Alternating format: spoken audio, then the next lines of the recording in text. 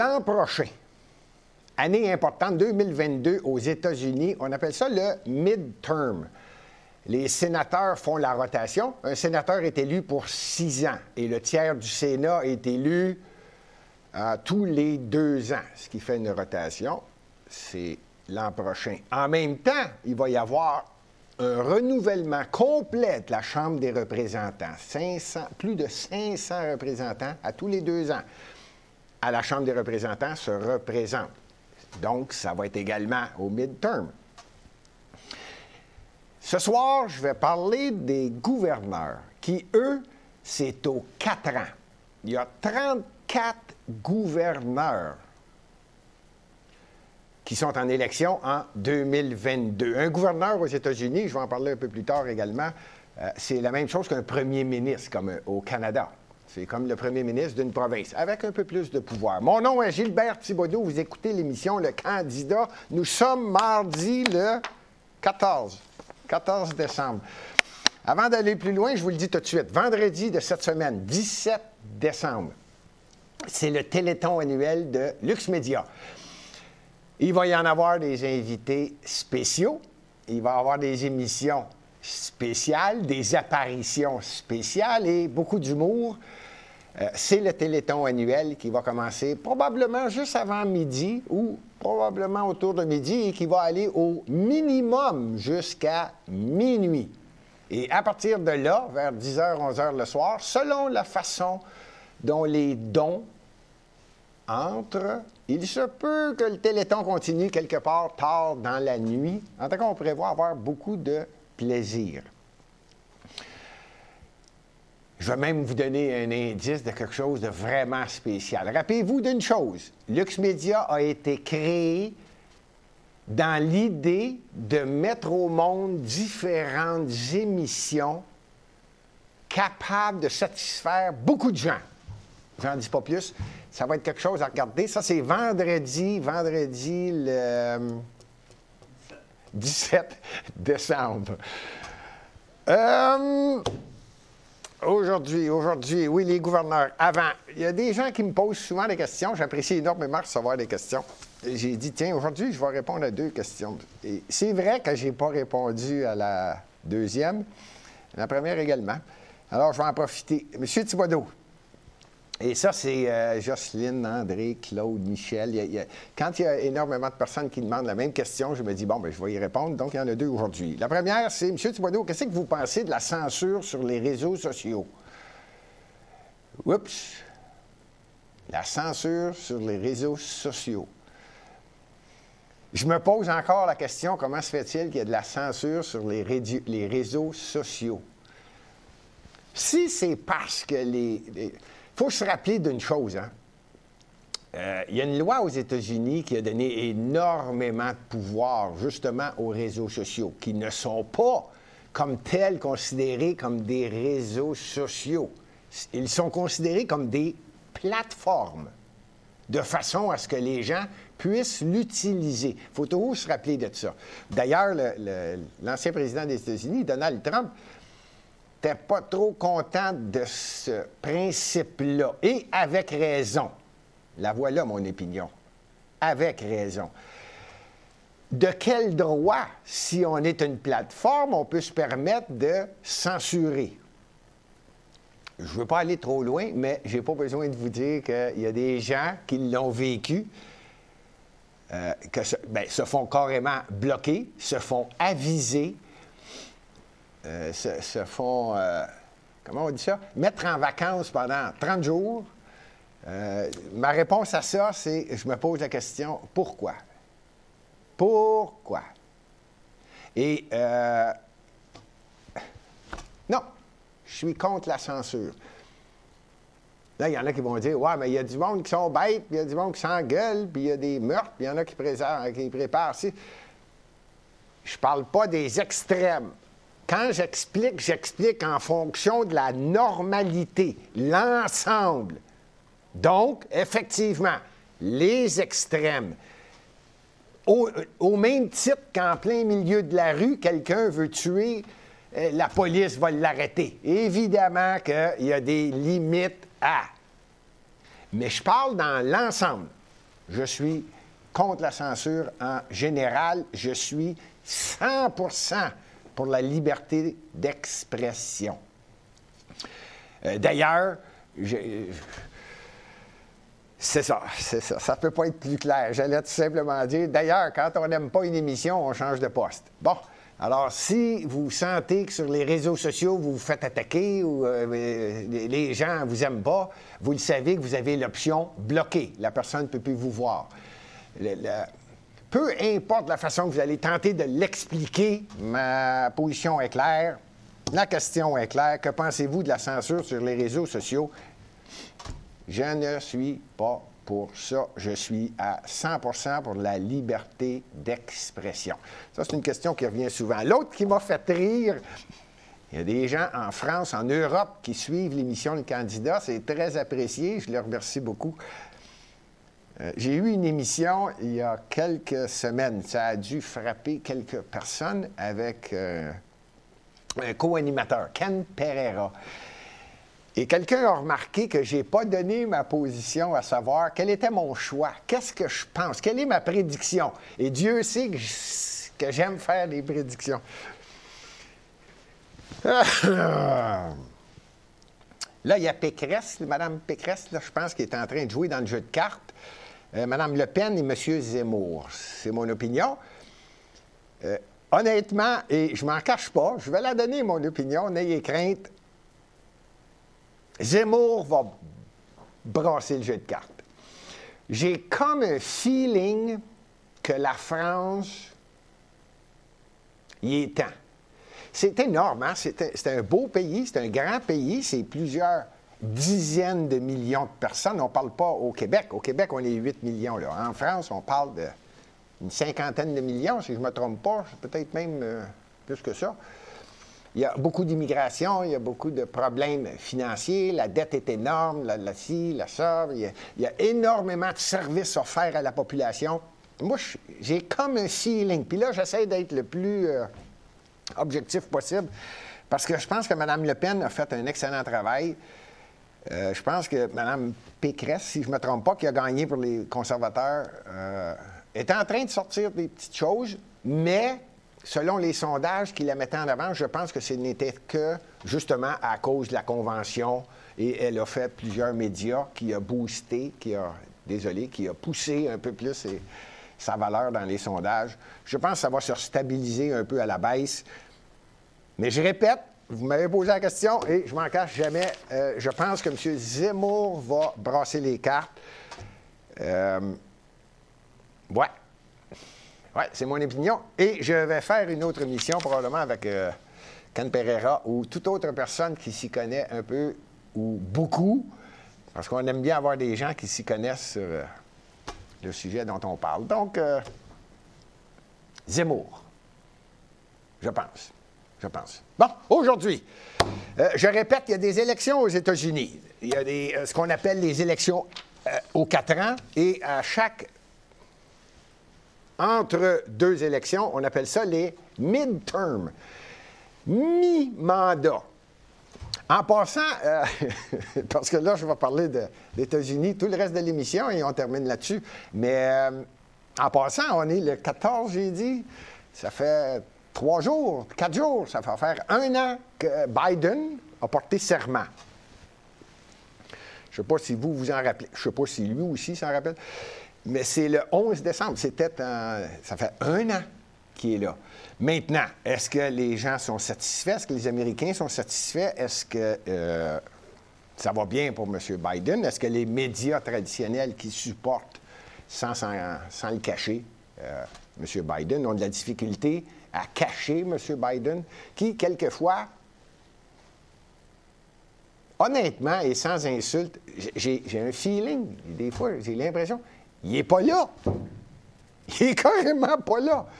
Mais, je vous le dis tout de suite, ça fait 1 an qu'il est là et il va y avoir des midterms. Les midterms, c'est la Chambre des représentants au complet. On passe le balai, on recommence. C'est 532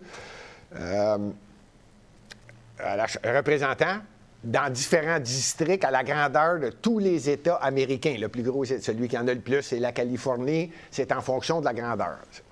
Aujourd'hui, je ne veux pas parler de ça, mais à tous les 2 ans, midterm, élection américaine, midterm, élection américaine, Chambre des représentants, on passe le balai, puis on recommence.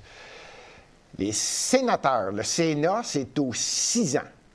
Ça veut dire que le tiers, vous me suivez, à tous les 2 ans, le tiers du Sénat est renouvelé. Comme ça, tu n'as pas toujours, tu n'as pas un Sénat totalement nouveau. Tu as 2 tiers du Sénat qui est expérimenté, qui est déjà en place. Et c'est le tiers qui est en élection. Donc, on suit. Aujourd'hui, je veux parler des gouverneurs. Parce que c'est puissant. Je peux vous dire quelque chose, c'est puissant, un gouverneur. On pense ici au Québec, pour ceux qui sont au Canada, on pense que le Québec est puissant. Le Québec doit suivre pas mal ce qui se passe, ce que le gouvernement canadien dit, le Québec, sauf pour certaines, comme la santé, l'éducation. Ils ont des pouvoirs qu'une province a. Aux États-Unis, il y a certains pouvoirs et je dirais même, un gouverneur peut quasiment faire un pied de nez au président américain. Pas compliqué, là. Vous allez me dire, ouais, ça arrive au Québec, effectivement, ça arrive dans différentes provinces au Canada, c'est vrai. Mais dans des causes énormes, comme par exemple, je pourrais parler du COVID, parce qu'on le vit actuellement depuis 2 ans, il y a certains gouverneurs qui font carrément un pied de nez, qui disent non. Non, nous, on ne confine pas, même si le gouvernement l'exige, ou le masque, ou peu importe.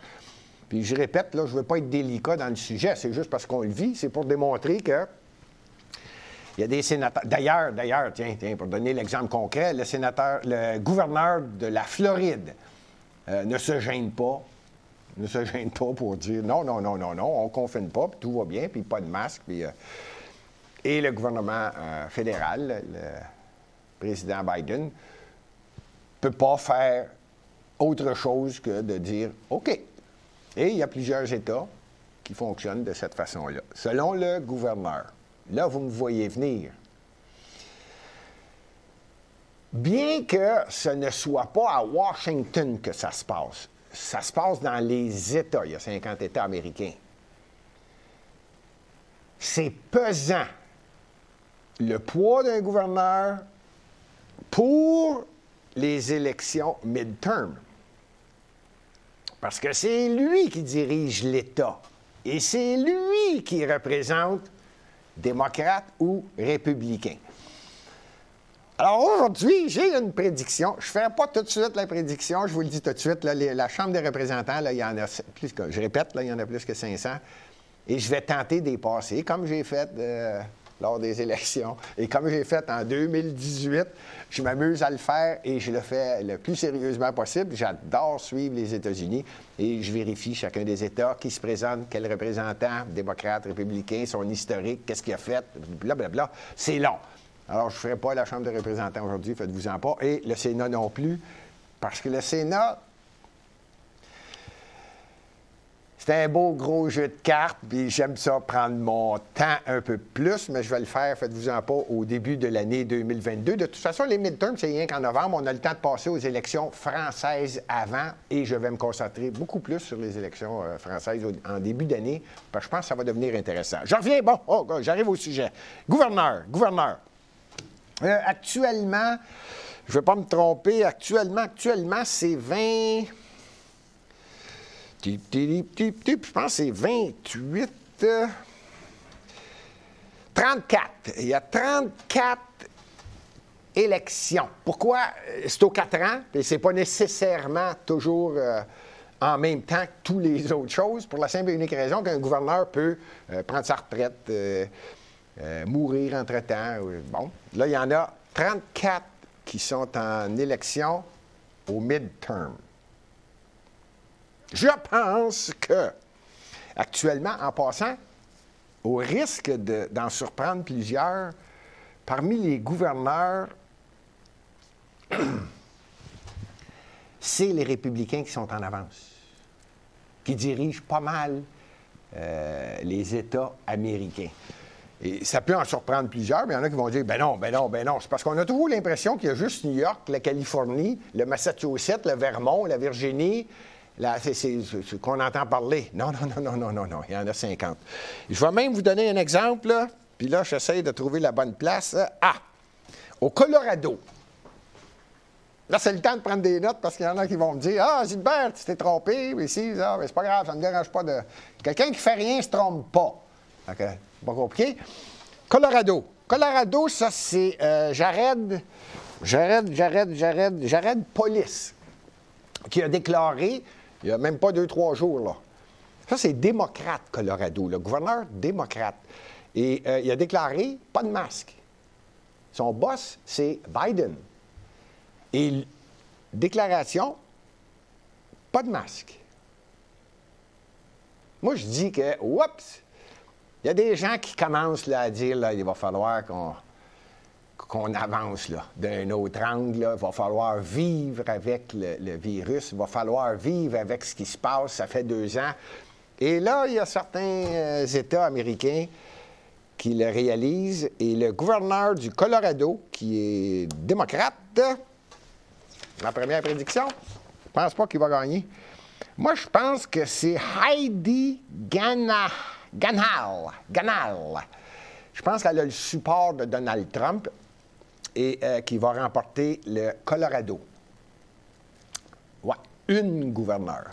Colorado au midterm. Puis je me prends d'avance. Je me prends d'avance parce que j'ai eu le temps, je les ai vérifiés, j'ai regardé les personnages, j'ai regardé la solidité, qui appuie qui. Puis là, je viens de vous donner un indice.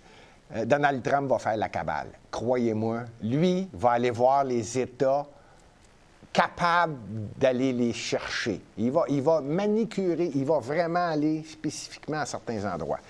Je pense que le Colorado change de bord. Dans l'Idaho, Brad Little, d'après moi, il reste. C'est républicain, mais il va rester. Il a rentré assez fort. Il rentre encore. La Georgie, Brian Kemp. Pas sûr qu'il s'entend bien avec M. Trump. Lui, il y a de longues histoires en arrière de ça. Moi, c'est drôle. Ça va rentrer républicain quand même. Mais c'est drôle, il y a eu quelque chose qui ne va pas bien avec Donald Trump. Et là, vous savez de quoi je parle, là. L'histoire du recomptage, l'histoire du vote de l'élection 2020. Je ne peux pas en dire plus. Vous comprenez qu'on est sur un réseau qui s'appelle YouTube et il est difficile d'aller à l'encontre de ce qui s'est passé. Donc, les recomptages ne sont pas terminés et les déclarations officielles ne sont pas passées. Alors, je ne prends jamais de chance de façon, par respect, pour être certain que tout va bien chez YouTube. Alors, je pense que la Georgie, Kemp va rester. Là, j'ai pris plaisir à aller voir le Maryland. Pourquoi, là, je vais faire les deux? Maryland et Massachusetts. On a toujours l'impression que ça, c'est démocrate. Hein? Massachusetts, tout le monde sait, là, Boston, il me semble que ça sonne démocrate. Tu n'es pas loin de New York, tu es juste dans le nord-est des États-Unis, tu es au sud du Vermont. Ceux qui connaissent les États-Unis, on est dans le nord-est, là. Là, je dis, comment se fait, ça? Ça, c'est démocrate, c'est démocrate. C'est comme le Maryland, en descendant, là, tu sais. Baltimore, puis tu sais, là, tu t'en vas vers Washington. Là, bon, en tout cas, ça, je me dis, il me semble, c'est démocrate. Non. Gouverneur républicain. J'en ai profité. En passant, c'est Larry Hogan qui ne se représentera pas. Il a été élu 2014, 2018. Il ne se représente pas. Larry Hogan, républicain dans le Maryland, après vérification, c'est un des gouverneurs, un des plus populaires. Il est connu et les gens aiment de la façon qu'il agit au Maryland. Donc, je le laisse. Moi, c'est drôle. Ce gars-là, il a laissé sa trace. Il est aimé. Ça va demeurer étonnamment républicain, gouverneur républicain. Massachusetts, ça m'étonne. Lui aussi, lui aussi. Ça, c'est Charlie Baker, très populaire, connu, fait une belle job, autant au niveau des républicains, puis autant au niveau de la population. Pourtant, Massachusetts, il quitte. Mais il était tellement populaire, je pense qu'il a battu tous les records. Il a gagné en 2018, si ma mémoire est bonne, avec 66,6 % des votes. Très, très, très populaire et ça a laissé une trace.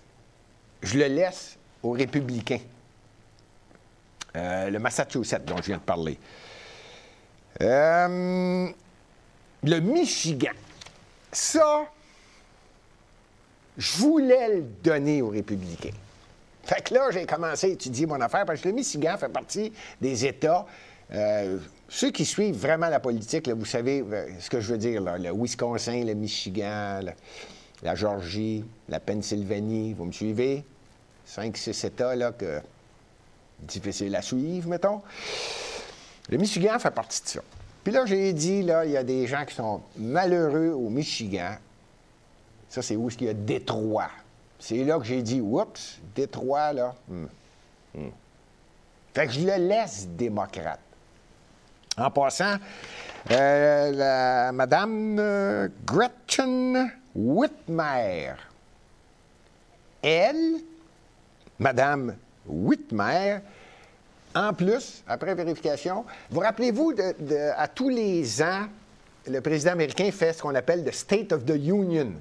Là, il se présente devant tous les élus, hein? Puis il y a un petit peu de monde en plus, là, au deuxième étage. Puis ça, mais la salle, là, c'est pas mal tous les élus, la Chambre des représentants, pas mal tout le monde est là.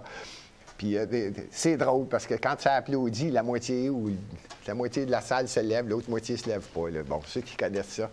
En tout cas, pour faire une histoire courte, Trump a fait son allocution, le State of the Union, en 2020. Et il y a toujours quelqu'un du Parti démocrate qui fait la réponse à ce que le président a déclaré lors de son allocution durant le State of the Union. Et c'était justement Mme Gretchen Whitmer qui a répondu à M. Trump en 2020. Donc, elle est solide, aimée, bien reconnue. J'allais rajouter juste un mot de plus, puis vous auriez compris ma tendance. Je suis aussi bien de le faire. Alors, malheureusement, ça va être démocrate. C'est clair, hein? Bon, ça va être démocrate. Bon, Michigan, je l'ai laissé. Qu'est-ce que vous voulez que je vous dise? Il faut être objectif. Michigan, gouverneur, ça va rester démocrate. L'Oregon. L'Oregon, là, j'ai bien de la misère. Moi, j'ai bien de la misère. L'Oregon, j'ai l'impression que c'est démocrate, actuellement, et je le donne républicain. Actuellement, la gouverneure, c'est Kate Brown.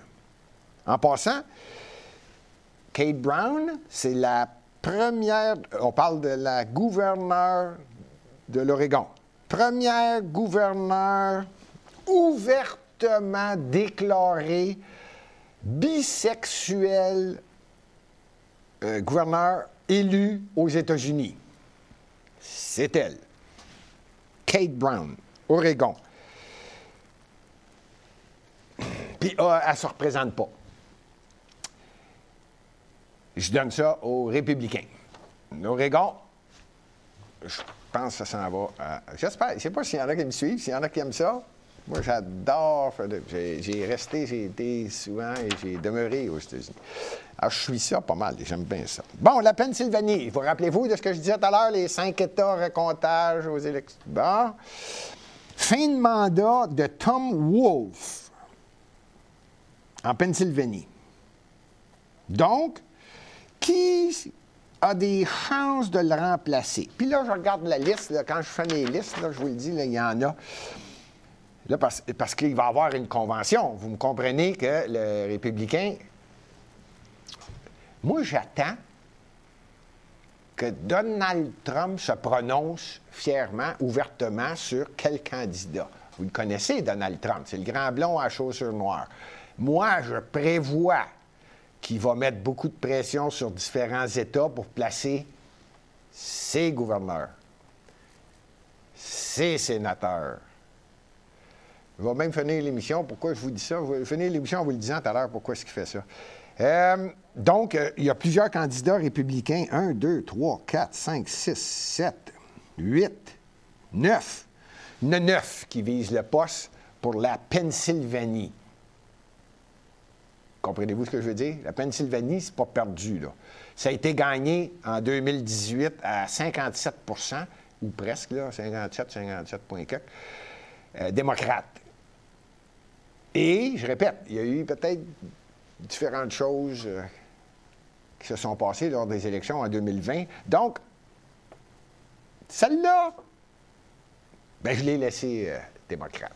Mais, faites-vous-en pas, ça m'a fait de la peine de le laisser démocrate, Ce sont les seuls États que je pense qui vont changer. Donc, là, je regardais mon comptage final, là, si je peux le trouver.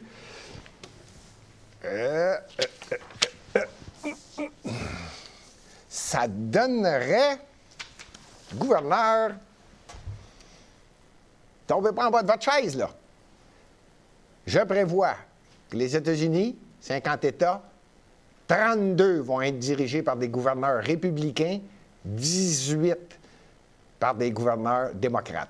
Ça va être puissant comme midterm concernant les gouverneurs. Pour en revenir à Donald Trump, pourquoi je répète constamment qu'il fait beaucoup, il va en faire beaucoup en 2022, il va recommencer, on appelle ça des rallies, il se promène dans son Trump, dans son avion Trump, puis là, il va dans différents États. Il va les choisir, évidemment, en fonction de qui il vise. Pourquoi j'ai dit ça? Bien qu'il y en a qui ne le croient pas, je pense sincèrement que Donald Trump est le candidat aux prochaines élections américaines, pas en novembre 2022, en novembre 2024. Je le pense. Et plus les planètes se placent, plus j'ai l'impression qu'il va se rendre debout. Je termine en vous répétant que vendredi, c'est le Téléthon annuel de Lux Media. Je vous le dis, il va y avoir des surprises vendredi de cette semaine-là. Vendredi, à partir de midi, probablement avec le journal de téléinformation, réinformation. Et après ça, c'est parti pour la journée, et c'est parti pour la soirée, et c'est parti pour une partie de la nuit. Et tant et aussi longtemps qu'il y a des dons, et il y a plusieurs invités. Je le répète, il va y avoir quelque chose de spécial. Lux Media a été créé de toutes pièces grâce à vous, et c'est vous qui faites en sorte que Lux Media va passer au travers de plusieurs années. Je m'en ai dit plusieurs midterms. Et c'est très, très, très apprécié. Par contre, vous allez comprendre avec les nouvelles émissions qui s'en viennent pour 2022, la nouvelle programmation, des nouveaux personnages, c'est de toute beauté. De toute beauté, c'est de toute beauté. Je vous le dis, j'ai l'impression qu'on est encore dans le décollage. N'allez pas penser qu'on a atteint un niveau. On est en train de décoller. Tout ça pour vous dire que merci, merci, merci pour tous ceux qui font des dons. Et vendredi, c'est le Téléthon annuel pour faire des dons, pour qu'on puisse finir l'année en beauté. La fin de mois est souvent difficile. Et là, on va partir l'année toute beauté avec les nouvelles émissions. Hein? Je l'ai assez dit? OK, je vais vous donner l'autre punch, mais je ne vous dirai pas c'est qui. On a une émission très, très, très spéciale, le candidat, la dernière avant Noël, mardi prochain, le 21. N'oubliez pas cette date-là. 19h, un invité spécial. Vraiment. Salut.